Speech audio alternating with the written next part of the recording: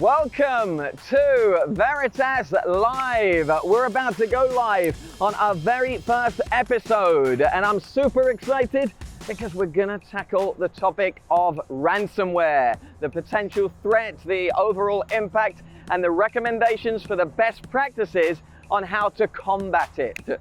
We also want to hear from you on this so topical topic, so get ready to participate in the conversation by putting your comments and questions below or by using the hashtag VeritasLive on your social media platform of choice. But for now, drum roll please. Let's talk ransomware.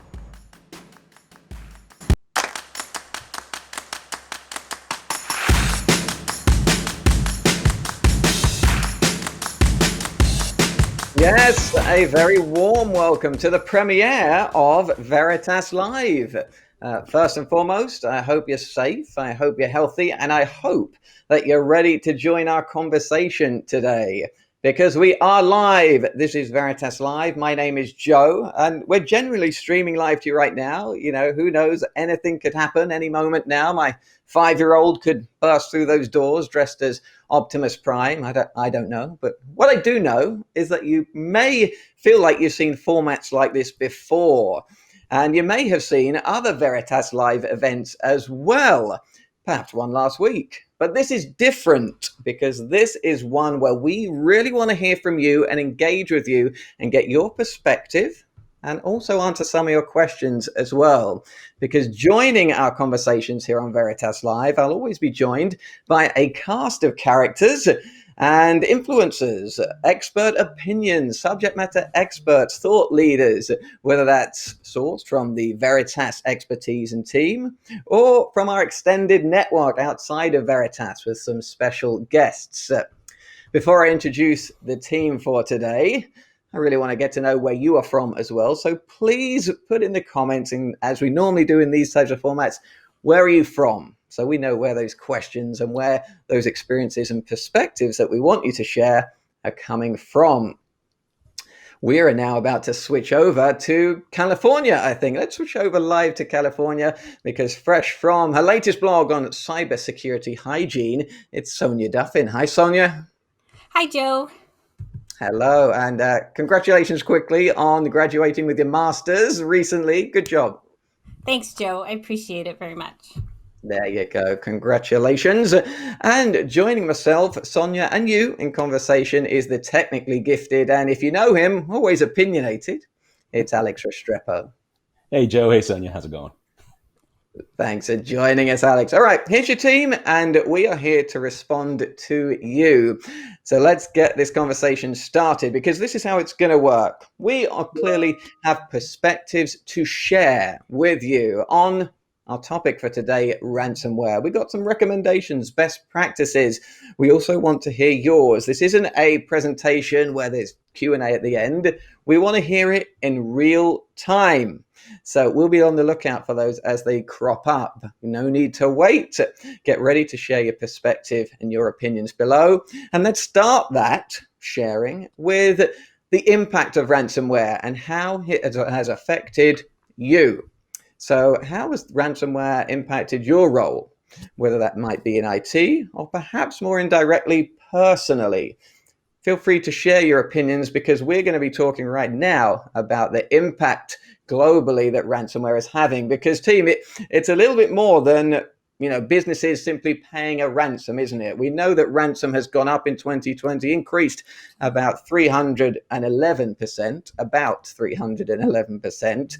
But it's not simply that financial implication and paying the ransom where the impact is it? It's a lot more than that. Yeah, absolutely, Joe. I think number one, obviously you're talking about the dollar amount that's being paid just to decrypt the data. But in terms of the impact to businesses and enterprises of all types, what you're seeing is a shift in practices. And so what may have been taken for granted in the past, things like robust security on the front end, things like role-based access control, multi-factor authentication, all of these kinds of practices that were nice to haves are now becoming must-haves. And as a result, you're going to see an impact on how everybody does business. Certainly during the pandemic, we all had to go to a VPN, right, where we had to log in twice. That's an example of multi-factor authentication. But that's just the impacts to business. The impacts from ransomware are reverberating around the world and creating impacts for national and even international policy. I know I talked to Sonia a lot about this. So Sonia, what, regarding the national and international level, what do you got some thoughts on that? Yeah, I thought it was really encouraging to see that it was a large talking point in the G7 summit in the last week. And I think it says a lot that we're starting to really have a lot more news and media coverage of it, which means it's getting more prevalent. The disturbing part to me is that it's starting to hit things that are really crucial to our lives, like our infrastructure, schools, hospitals, transportation, our government. And that is scary. But the fact that we're starting to see more action from our government and governments internationally to help the problem will only help us move forward to have better protocols in place, things in place to help us be prepared and know how to deal with it. Yeah, it's definitely affecting us, isn't it? Whether it's, the gas that we had to go out and get, and everyone started to hit panic over there in California, primarily, I think, Sonia. That was obviously an impact there, and other services and critical services and infrastructure being attacked. But what about the other impacts? There's threats of PII being released to some, in some of these attacks. There is the downtime implications. There's trust that we have within our favorite brands around that's now being impacted as well. Where else are we seeing impact into how we go day to day with these ransomware attacks?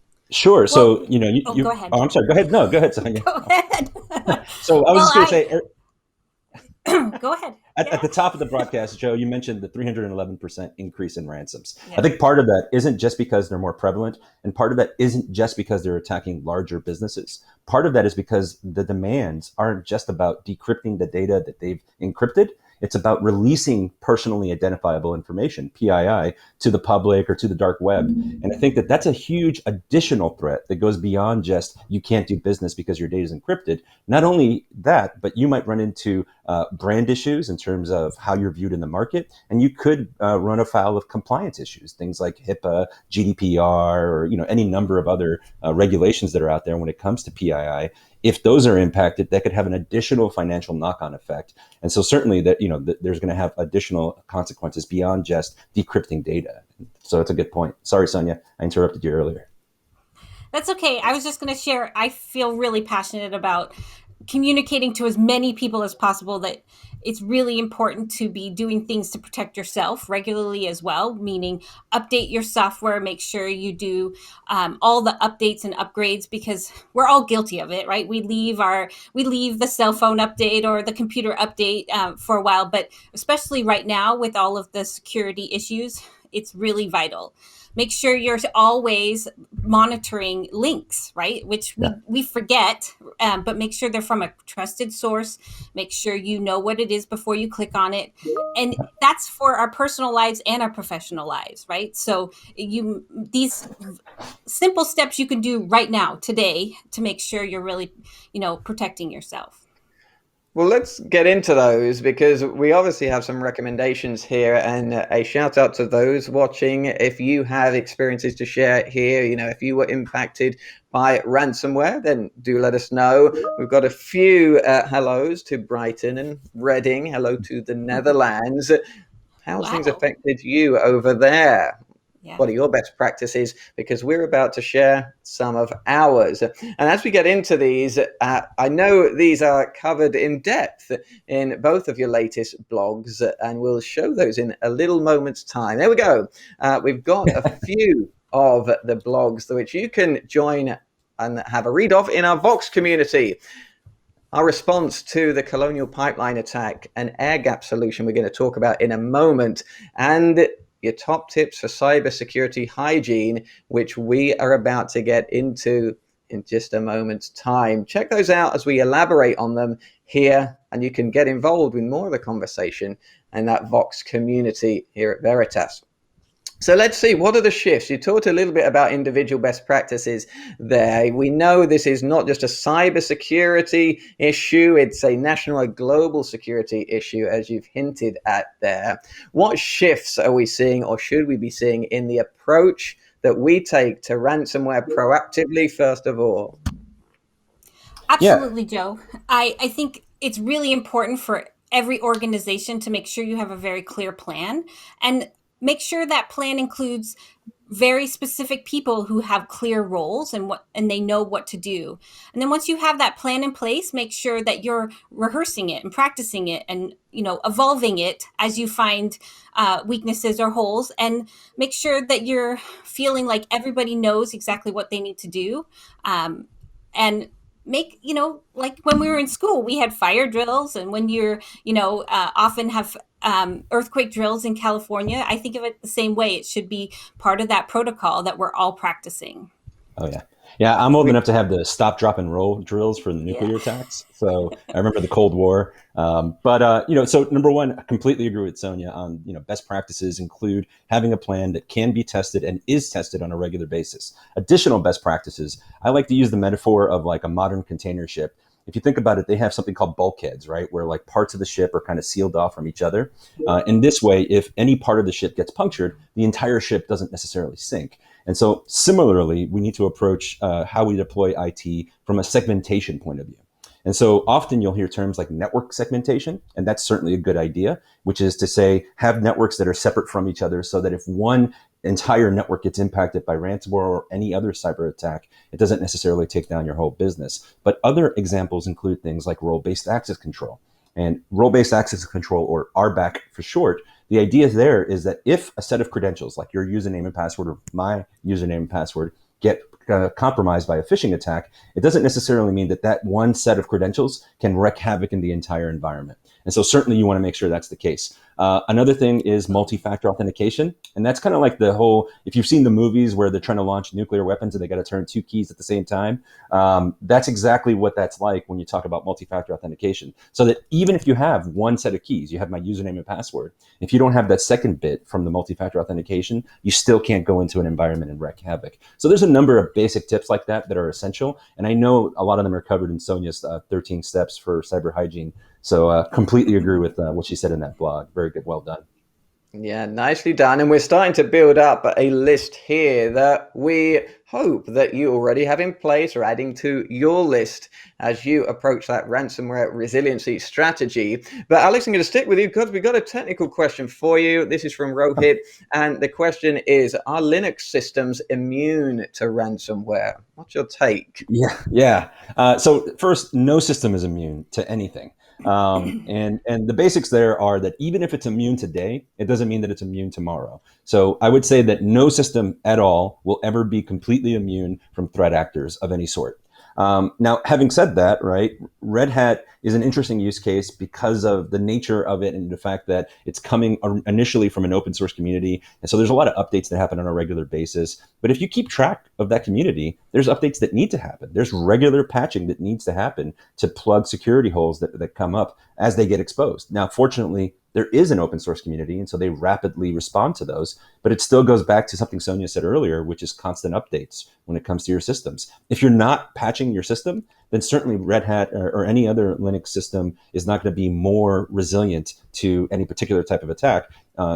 As long as you're updating it regularly, though, because of the nature of the community, it can be a little more resilient than perhaps some other systems. So I think it's a great question. Interesting that you mentioned upgrading, updating, patching there, because obviously as the latest upgrades come out, previously it's, oh, what's the latest feature, function, that, how's this going to improve my performance?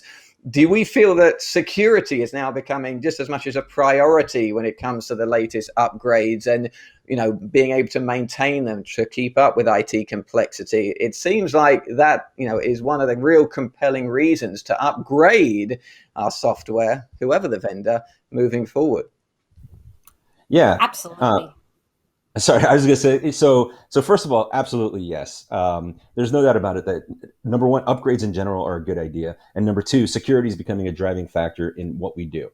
I think it's interesting that security now is only, like front-end security, is only viewed as one component. And that's how it should be. It should be a layered response where you have everyone involved in the security conversation. If you think about how ransomware or any of the modern cyber attacks happen, they're not just targeting the front end. They're not trying to brute force in through the front door. They're also trying to hack in through different folks, like I said earlier, phishing attacks on different credentials. And so that really means that it's everyone's responsibility in an organization to try to to remain as resilient as possible. I think, Sonia, you have a really good analogy that discusses like, the kind of mentality you need to have, that it's not just the front door anymore, right, Sonia? Yeah. Absolutely. We talk about this all the time. I like to put things in a framework where it's easy for everyone to visualize, right? And Yeah. just like your home, your security extends way beyond your front door, right? You're going to lock your windows, your back door, your garage. You're going to put a fence up. You're going to make sure there's maybe some security. You're going to have a neighborhood watch. But at the end of the day, bad actors may get in, right? So what you need then is an insurance policy. And it's Yeah. same with your data. And I think if you can think about that, there's multi layers to the security of your home, just like there should be multi layers to the security of your data.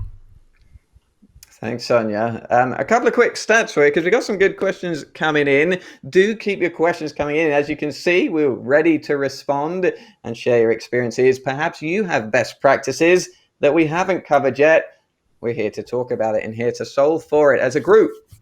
A couple of stats as we mentioned things. You mentioned testing earlier, and I know Veritas had conducted a study. Alex, you conducted that study last year as part of the team. We were talking about, were people able to test their recovery plans? And we found that not everybody was able to do that. I think it was 39% were only testing them every 90 days, if not at all. The rest of that 59% were testing them perhaps every 2 months as a best practice. But we need to be a little bit better there, I suppose. That needs to improve. Absolutely. And I know we talked about protecting data. We're going to get into our 3-2-1 strategy. I know you're ready to talk about that. But when it comes to that study as well, we were finding that only a third of those respondents had at least 3 copies of their data. And our best practice is 3 or more. And I want you to share a little bit more on that a little bit later on if you can. We've got some questions coming in, so let's turn it to the audience. Okay, we've got Kevin. He says, what should we be looking out for when trying to detect ransomware? And is that something that we solve for?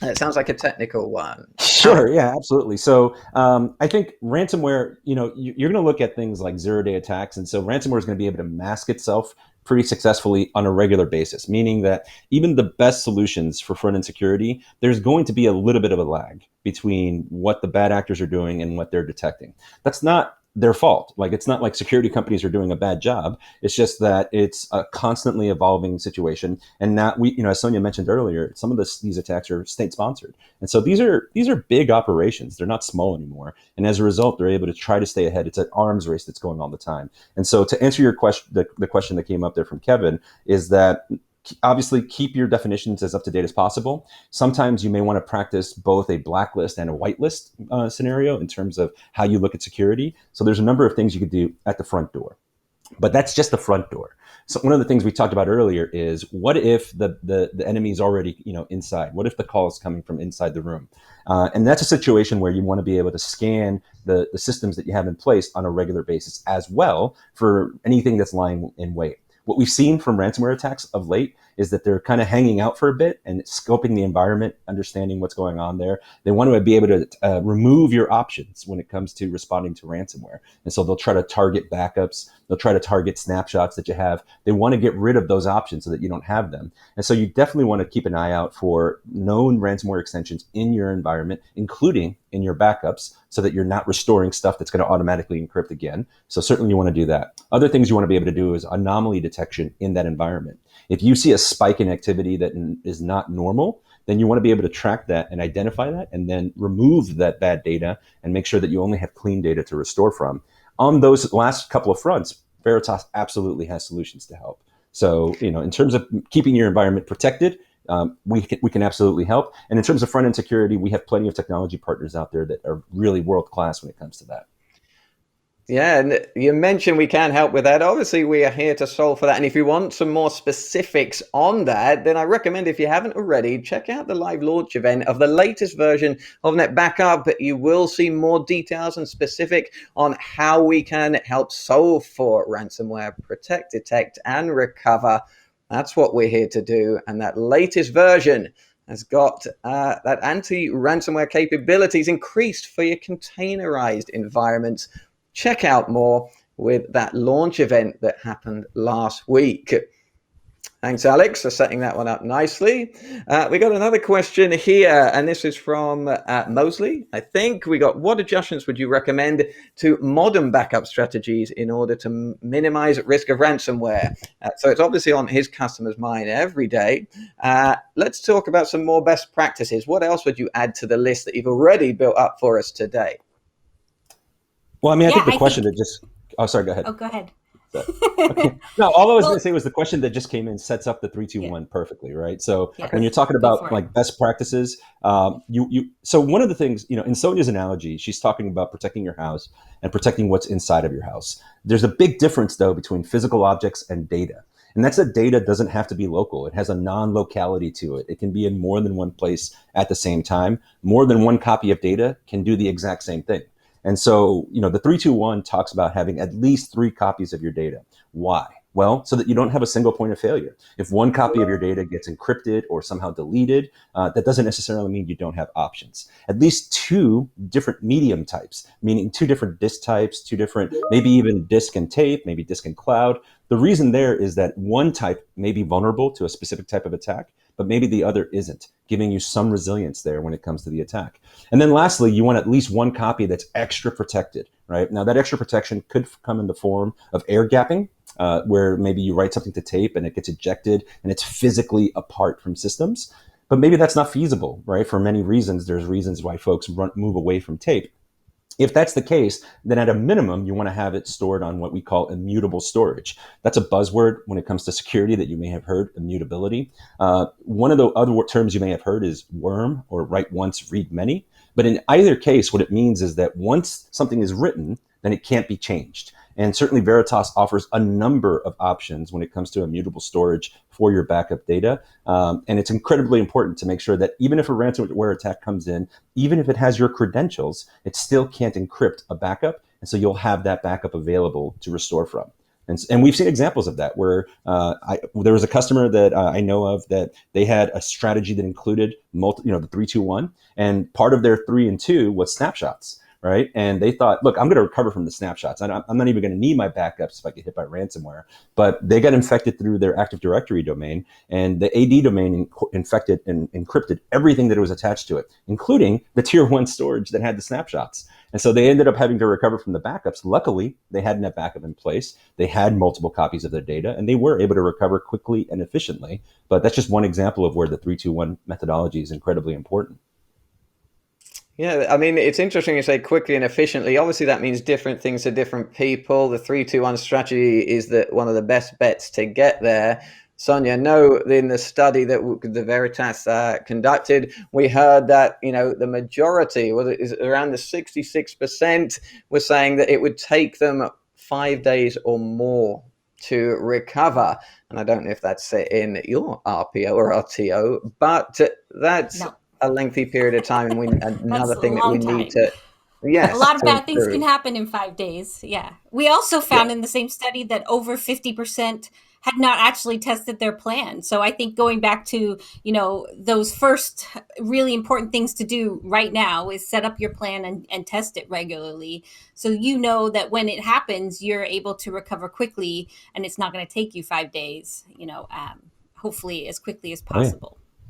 Absolutely. And the Colonial Pipeline, they were, I think, about 6 days they were down over here in the US. So it seems like we need to pull those numbers shorter. We need to be able to recover faster. And Joe, I gotta talk about that for just a second, because I know there's some IT professionals out in the crowd. I was a hands-on technical person in IT for a long time. There's no way 6 days is acceptable for anybody here, right? So if you think about 6 days of your servers being down, just put yourself in those shoes. I'd be pretty worried at that point, right? And so certainly we have to have better plans in place that can get us back up and running much more quickly than 6 days. So just had to highlight that for the IT folks out there that just think about 6 days of downtime. That's insane. Right. And beyond the disruption of our life, we also have, companies are, losing hundreds of thousands of dollars an hour at that point, not just a day. So there's a lot of money to be lost. I mean, we did a stat. Sonia, we looked at the Fortune 2000. It was millions of dollars an hour. Like it was like a large amount of money for the Fortune 2000. And granted, not every company is of that size. but certainly there's a big factor when it comes to how much financial impact it's going to have. Yeah, that's where you go back. I mean, the big logistics company back in 2017 had quoted that the cyber attacks had cost them $300 million, not just in the ransom, but it was actually the downtime that was the biggest impact to them. So we're here to help with those things. If you don't have 3 or more copies of your data, that's something we've all got to work on and help with. Yeah. Finally, I want to talk a little bit about air gapping. We're going to wrap up in just a moment.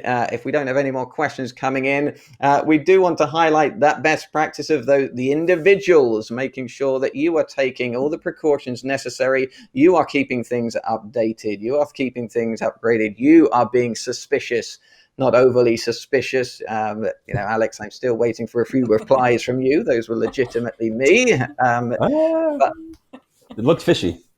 Yeah. We do know that 95%, about 95% of those cyber breaches are from human error. So it's something that we've all got to be aware of.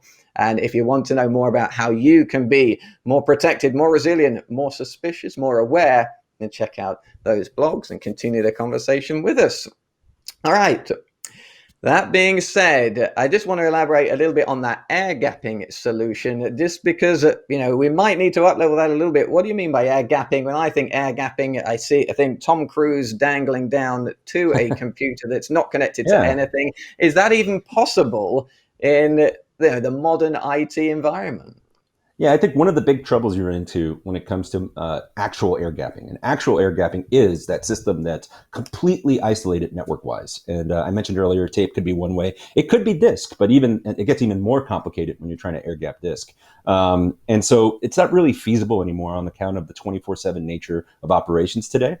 It's just difficult to find a gap in time where you can push data off system and keep it off and have that data be at all relevant in terms of like the running of the operations. And so what you have to have is a solution that can provide similar functionality, but without any interruptions in how you operate your business. One of the things that Veritas offers is there's a part of net backup called AIR, auto image replication. And it's a very intelligent and automatic way of doing replication that can be unidirectional, meaning that it only goes one way, and then that server can't talk back. And then that server that it's writing to can have different credentials. It can be resilient in a number of different ways. And importantly, the data that gets written is written in a format that makes it inert, meaning that it can't infect other things. And so as we write data, even if there's bad data in the stream, it's not going to go in there and infect the rest of the data that you have in that environment. And so as long as you know the point in time where the attack happened, you'll be able to use stuff from earlier before that and recover clean data from a server that's isolated from the rest of your environment.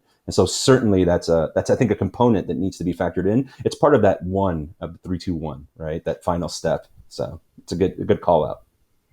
That is number one. And we've got about 1 minute left as you elaborate on that. And if you want to know more about that air gapping solution, the potential of perhaps including that in your strategy, then Alex does elaborate on that. And perhaps you can add a comment to his blog. Continue the conversation with us as we all encourage you to continue the conversation around ransomware resiliency with Veritas, of course. Perhaps you want to go and check out our YouTube channel and subscribe for more content on how we can protect your multi-cloud when it comes to ransomware. More content coming your way. And there will be more content coming your way from Veritas Live in about 3 weeks' time, when I mentioned earlier that we have more support, anti-ransomware support for containerized environments. Well, we're going to dig more into containers in 3 weeks' time. Wherever you may be on your containers journey, I'm sure you're thinking about it, talking about it. Are you ready for it? We'll be ready to share some best practices and a couple of different opinions on containers versus virtualization. Are we ready? Who's doing what and what's next? That's July 13th at the same time. If you aren't able to join us live, I hope you have still been able to participate in this conversation. Please continue it as we continue to talk and work through this issue of ransomware. We're here to help. From myself and the Veritas Live team, we thank you for your time, and we will see you in 3 weeks' time. Bye for now.